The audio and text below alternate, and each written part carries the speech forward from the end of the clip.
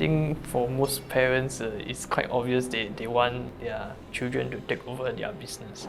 When I decided to be serious about metal fabrication and taking over my dad's business, I knew of the problems. Metal fabrication being very hard to sustain in Singapore. The trend now is making things overseas. We're going to be replaced in the future if we don't do something different. Over the times, my dad took on some sculptural works. Like when we do this kind of works, it's just a different feeling. The workers enjoy it.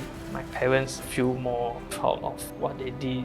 Even when I'm walking nearby the factory estate, I told people, oh, I'm from this corner metal fabrication. Then they would say things like, oh, the one that did the big this or that. So I had this idea of changing my dad's business, thought of focusing more on the creative metalworks. That's how I started bare metal co. Metalsmithing is very challenging, but at the same time very therapeutic to me, because at the end of the day it's just hammering a piece of metal and giving it shape. You can't make the same identical piece again. In every piece that I try, I would learn something about it or see a very slight improvements. It makes me want to try harder and do a better piece than the previous one.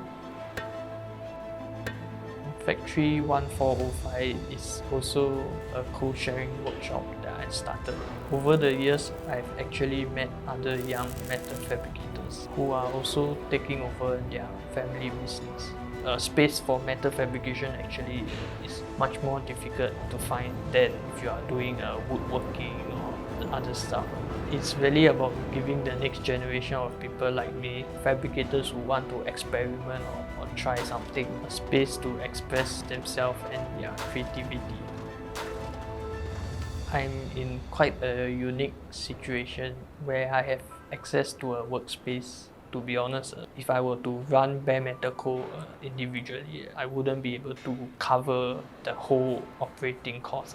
And I feel that it puts some responsibility on me to be the next generation of metalsmiths in Singapore.